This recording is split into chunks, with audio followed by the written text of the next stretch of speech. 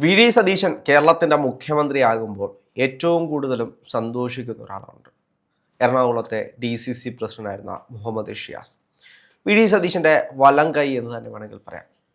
യഥാർത്ഥത്തിൽ ഈ മന്ത്രിസഭയിൽ ഒരു പരിഗണനയിൽ ചിലപ്പോൾ മുഹമ്മദ് ഷിയാസ് ഉണ്ടായേക്കാം എന്നുള്ള ചില സൂചനകളൊക്കെ ഇടയ്ക്കുണ്ടായിരുന്നു. പക്ഷേ അതിലേക്കൊന്നും കണ്ടില്ല. പക്ഷേ എന്നാലും മുഖ്യമന്ത്രിയുടെ വലം കൈയായിട്ട് മുഹമ്മദ് ഷിയാസ് അവിടെ തന്നെ ഉണ്ടാകുമോ? തീർച്ചയായിട്ടും ഉണ്ടാവും. കാരണം എനിക്ക് തോന്നുന്നു വി.ഡി. സതീശൻ മുഖ്യമന്ത്രിയാകണമെന്ന ആദ്യ ആവശ്യം ഉന്നയിക്കപ്പെടുന്നത് അദ്ദേഹത്തിന്റെ അടുത്ത് നിന്നാണെന്നാണ് ഞാൻ വിശ്വസിക്കുന്നത്. അത് വേഗമായിട്ടുള്ള ഒരു സ്റ്റേറ്റ്മെന്റ് ആയിരുന്നു. എറണാകുളത്ത് നിന്നൊരു മുഖ്യമന്ത്രി ഉണ്ടാകണമെന്ന് ആഗ്രഹിക്കുന്നു എന്ന് പറയുന്ന. അതിനുശേഷം അതിനെ വലിയ വിവാദങ്ങളാക്കിയതും മാധ്യമങ്ങൾ അതിനെ കൊട്ടിഘോഷിച്ചതും ഒക്കെ കണ്ടു. പക്ഷെ അദ്ദേഹം വളരെ ഇന്നസെന്റ് ആയിട്ട് പറഞ്ഞൊരു കാര്യമായിരുന്നു, എറണാകുളത്ത് നിന്ന് ആദ്യമായിട്ടൊരു മുഖ്യമന്ത്രി ഉണ്ടാകണം. സ്വാഭാവികമായിട്ടും കഴിഞ്ഞ 5 വർഷക്കാലം ഇതിന് പിന്നാലെ നടന്ന ഒരു വ്യക്തി എന്ന നിലയിൽ വി.ഡി. സതീശൻ മുഖ്യമന്ത്രിയാകുമെന്ന് തന്നെയാണ് ജനങ്ങളെല്ലാം വിശ്വസിച്ചതും. അതുപോലെ തന്നെ ഷിയാസ് ആഗ്രഹിച്ചത് അത് തന്നെയാണ്. മുഹമ്മദ് ഷിയാസിന്റെ സ്ഥാനാർത്ഥിത്വം പ്രഖ്യാപിക്കുന്ന സമയം ആദ്യം തൃക്കാക്കര മത്സരിക്കുമായിരിക്കുമെന്ന് പറഞ്ഞു. അങ്ങനെ പല പല സ്ഥലങ്ങൾ പറഞ്ഞു കേട്ടിരുന്നു. അപ്പോൾ അവസാനം എറണാകുളത്ത് മത്സരിക്കുകയാണ് എന്നുള്ള വാർത്ത വരുന്നു. അപ്പോഴെല്ലാം നമുക്കൊരു ആശങ്കയുണ്ടായിരുന്നു. കുറച്ചുകൂടി സേഫ് ആയ ഒരു പൊസിഷൻ കൊടുത്ത്, ഒരു സേഫ് ആയിട്ടുള്ള ഒരു മണ്ഡലം കൊടുത്ത് അദ്ദേഹത്തിന്റെ വിജയം ഉറപ്പിക്കാമായിരുന്നു എന്നൊരു ചർച്ച ഒരു നമ്മുടെ പേഴ്സണൽ സർക്കിളുകളിലെങ്കിലും സംഭവിച്ചിട്ടുള്ളൊരു കാര്യമാണ്. ഇതിനകത്ത് മറ്റൊരു കാര്യം കൂടെ, ഈ സ്ഥാനാർത്ഥി പട്ടിക വരുന്ന സമയത്ത് നമ്മൾ ഈ റിപ്പോർട്ടർ ചാനൽ അത്തരത്തിലുള്ള ചാനൽ നമ്മൾ കണ്ടതാണ്. അതായത് KC വേണുഗോപാലും വി.ഡി. സതീശനും കുത്തിനു പിടിക്കുന്നു. അങ്ങോട്ടും ഇങ്ങോട്ടും വലിയ രീതിയിൽ സംഘർഷവും വാക്കുതർക്കവും ഉണ്ടാകുന്നു മുഹമ്മദ് ഷിയാസിന്റെ പേര്.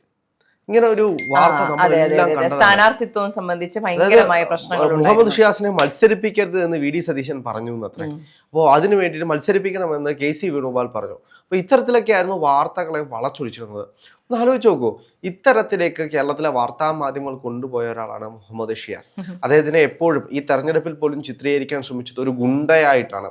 പോലീസിനോട് ആക്രമിക്കുന്ന, പോലീസുകാരോട് ആക്രോശിക്കുന്ന ഒരു ലോക്കൽ ഗുണ്ട. ഈ രീതിയിലായിരുന്നു മുഹമ്മദ് ഷിയാസിനെ ഇവിടുത്തെ മാധ്യമങ്ങൾ പലപ്പോഴും മാറ്റാൻ ശ്രമിച്ചത്. അപ്പൊ നമ്മൾ എറണാകുളത്ത് അദ്ദേഹം മത്സരിക്കുകയാണ് എന്ന് പറഞ്ഞതിന് ശേഷം ചിലപ്പോൾ ജയിക്കുമായിരിക്കാം, അല്ലെങ്കിൽ തോക്കുമായിരിക്കാം എന്നുള്ളൊരു സാധ്യതയിലൊക്കെ നമ്മൾ ചിന്തിച്ചൊരു സമയമുണ്ടായിരുന്നു. പക്ഷേ റിസൾട്ട് വരുമ്പോൾ അദ്ദേഹം സിമ്പിളായിട്ട് ജയിച്ചു വരും നമ്മൾ കണ്ടു. അപ്പോൾ പറഞ്ഞു വന്നത് ഇതാണ്, നമ്മൾ വിജയ സാധ്യതയുള്ള മണ്ഡലമായിരുന്നില്ല അദ്ദേഹത്തിന് കൊടുത്തിരുന്നത്. ഒരു ഷുവർ ഷോട്ട് സീറ്റ് അല്ലെങ്കിൽ ഒരു UDFന്റെ ഒരു കോട്ടയൊന്നുമല്ല അദ്ദേഹത്തിന്റെ കയ്യിൽ കൊടുത്തിരുന്നത്. അദ്ദേഹത്തിന് സിമ്പിളായിട്ട് അവിടെ വിജയിച്ചു വരാൻ സാധിച്ചിട്ടുണ്ടെങ്കിൽ അദ്ദേഹത്തിന്റെ വ്യക്തിപ്രഭാവം തന്നെയാണ്. കൊച്ചിയിൽ എല്ലാവർക്കും കൊച്ചിയിലുള്ള എല്ലാവർക്കും പോയി സംസാരിക്കാൻ കഴിയുന്ന ഒരു വ്യക്തി എന്ന നിലയിൽ ഷിയാസ് ഏറെ പ്രിയങ്കരനായിരുന്നു. അതുപോലെ തന്നെയാണ് അദ്ദേഹം സംഘടനാ സംവിധാനത്തിന് വേണ്ടിയിട്ടും നമ്മുടെ എല്ലാ സംഘടനകൾക്ക് വേണ്ടിയിട്ടും പ്രവർത്തിച്ചതും. ഈ ഗുണ്ടാ പട്ടമൊക്കെ കിട്ടുന്നത് ഈ സമരങ്ങൾക്ക് പോയിട്ടൊക്കെ തന്നെയാണ്. അദ്ദേഹം വെറുതെ വീട്ടിയിരുന്ന് നൂല് കെട്ടി ഇറക്കിയതല്ല ഈ MLA കസേരയിലേക്ക്. തല്ലുകൊണ്ടും കൊടുത്തും ജയിലിൽ കിടന്നും ഒക്കെയാണ് ഇവിടെ എത്തിയിട്ടുള്ളത്. മുഹമ്മദ് ഷിയാസിന്റെ പേര് പറയുമ്പോൾ എനിക്ക് ഏറ്റവും കൂടുതൽ ഓർമ്മ വരുന്നത് ഈ രാഹുൽ ഗാന്ധിയുടെ ഓഫീസ് തല്ലി തകർക്കുന്നൊരു വിഷയമുണ്ടായി. അത് കഴിഞ്ഞ് അങ്ങോട്ടും ഇങ്ങോട്ടും സമരങ്ങളുണ്ടായി. ആ സമയത്ത് എറണാകുളത്ത് CPM വലിയ രീതിയിൽ വലിയൊരു ജാഥ നടത്തുകയാണ്. ആ ജാഥ നടത്തുമ്പോൾ DCC ഓഫീസിന്റെ ഫ്രണ്ടിലൂടെയാണ് പോകുന്നത്. അപ്പോൾ കാണുന്ന കാഴ്ച എന്ന് പറയുന്നത് DCC ഓഫീസ് തല്ലി തകർക്കുന്നൊക്കെ വലിയ രീതിയിൽ ഭീഷണി മുഴക്കിയിട്ടാണ് ഇവർ മാർച്ചുമായിട്ട് വരുന്നത്. വലിയൊരു സംഘം വരികയാണ് മാർച്ചുമായിട്ട്. അതിനകത്ത് കമ്പും കൊടിയും എല്ലാമായിട്ടാണ് DYFIക്കാരും SFIക്കാരും എല്ലാം വരുന്നത്. അപ്പോൾ ഫ്രണ്ടിൽ DCC ഓഫീസിന്റെ ഫ്രണ്ടിൽ ഒരു കസാരയിൽ കൈയും ഇങ്ങനെ മടക്കി കെട്ടിയിരിക്കുന്ന മുഹമ്മദ് ഷിയാസിന്റെ മുഖം എനിക്ക് ഇപ്പോഴും ഓർമ്മയുണ്ട്. ആർക്കാടാ ഇവിടെ കെട്ട, അതായത് വാതിലെല്ലാം തുറന്നിട്ടു, പോലീസുകാർ വന്ന് അടച്ച് സുരക്ഷ ഒഴുക്കാമെന്നൊക്കെ പറയുമ്പോഴും അതൊന്നും വേണ്ട, ഇവിടെ ഒരുത്തനും കയറില്ല എന്ന് പറഞ്ഞുകൊണ്ട് അവിടെ ഒരു കസാരയിൽ ഇങ്ങനെ കൈ കെട്ടിയിരിക്കുന്ന മുഹമ്മദ് ഷിയാസിന്റെ മുഖം ഇപ്പോഴും ഓർമ്മയുണ്ട്. പക്ഷെ ഒറ്റ മനുഷ്യൻ പോലും അങ്ങോട്ട് നോക്കിയൊന്നും മുദ്രാവാക്യം പോലും വിളിക്കാതെ വരിയായിട്ട് പോകുന്ന കാഴ്ചയാണ് അന്ന് കാണാൻ കഴിയുക. അപ്പോൾ അന്ന് മനസ്സിലായി ആരാണ് മുഹമ്മദ് ഷിയാസ് എന്ന് പറഞ്ഞു കഴിഞ്ഞാൽ ആരാണ്. എറണാകുളത്തെ സംബന്ധിച്ച് ഒരു DYFIക്കാരനും ഈ DCC ഓഫീസിന്റെ അകത്തേക്ക് ഒരു കല്ല് പോലും അല്ലെങ്കിൽ ഒരു വടി പോലും ഒരു നോട്ടം പോലും ഒരു മുദ്രാവാക്യം പോലും ഇങ്ങോട്ടേക്ക് കൊണ്ടുവരില്ല, അല്ലെങ്കിൽ കടത്തി വിടില്ല എന്നുള്ള അത്രയ്ക്ക് ശക്തമായിട്ടുള്ള നിലപാടുകളുള്ള ഒരാളായിരുന്നു മുഹമ്മദ് ഷിയാസ് എന്ന് പറയുന്നത്. അപ്പോൾ അദ്ദേഹത്തിന് ഈ തെരഞ്ഞെടുപ്പ് കഴിഞ്ഞാലും കേരളത്തിലെ ജനങ്ങൾ ഓർത്തിരിക്കുക, അല്ലെങ്കിൽ UDFന്റെ പ്രവർത്തകർ ഓർത്തിരിക്കുക. കാരണം നമുക്കറിയാം. ഇപ്പോൾ ഞാനൊക്കെ കൊല്ലത്ത് നിന്നാണ് വരുന്നത്. കൊല്ലത്തൊക്കെ UDFന്റെ ഒരു സംഘടനാ ശേഷി എന്താണ് എന്ന് നമുക്കറിയാം. ഏകദേശം ഒഴിഞ്ഞ മട്ടായിരുന്നു. പക്ഷേ ഈ തെരഞ്ഞെടുപ്പിൽ നല്ല രീതിയിൽ UDFന് മുന്നേറാമെന്നും, പക്ഷെ അടിത്തട്ടിലേക്ക് നോക്കിക്കഴിഞ്ഞാൽ ഇപ്പോഴും സംഘടനാ സംവിധാനമൊക്കെ വളരെ ശോകാവസ്ഥയിലാണ് പോകുന്നത്. പക്ഷേ എറണാകുളം ജില്ല, കേരളത്തിൽ തന്നെ 1-2 DCCകൾ മാത്രമാണ് കൃത്യമായിട്ട്, അതായത് ശക്തമായിട്ടുള്ളൊരു മുന്നേറ്റം നടത്തിയിട്ടുള്ളത്. അതിലൊന്ന് എറണാകുളമാണ്. പറയാതിരിക്കാൻ വയ്യ. അതിനെ നയിച്ചത് മുഹമ്മദ് ഷിയാസ് ആയിരുന്നു. അത് എടുത്തു പറയേണ്ട ഒരു കാര്യമാണ്. കാരണം 2-3 ജില്ലകൾ മാത്രമാണ് വളരെ മനോഹരമായിട്ട് വളരെ നല്ല രീതിയിൽ പ്രവർത്തിച്ച DCC ഓഫീസുകൾ എന്ന് പറഞ്ഞു കഴിഞ്ഞാൽ 2-3 ഉള്ളൂ. അതിൽ ഏറ്റവും എടുത്ത് പറയേണ്ടത് എറണാകുളം DCC തന്നെയാണ്.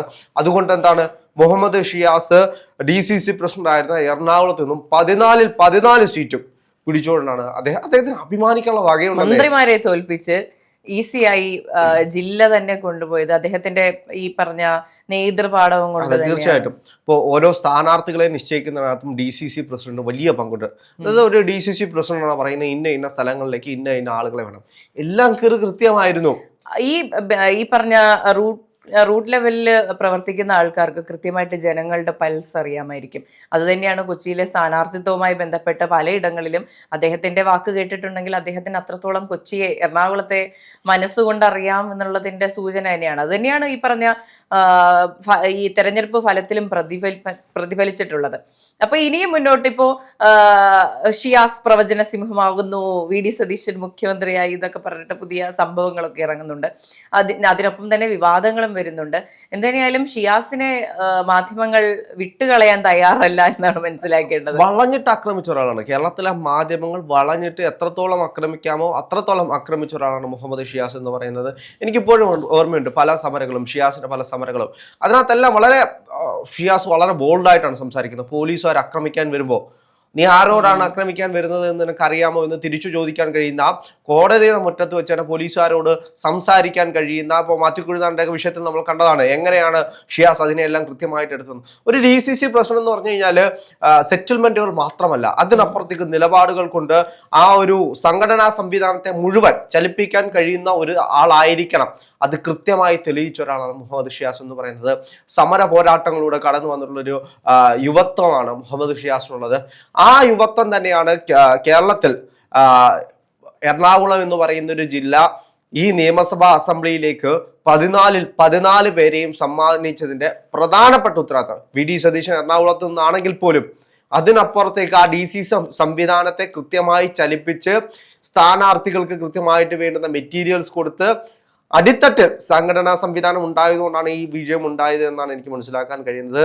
അതിനുവേണ്ടി പരിശ്രമിച്ച മുഹമ്മദ് ഷിയാസിനെ ഓർക്കാതെ ഈ തെരഞ്ഞെടുപ്പ് കടന്നു പോകില്ല.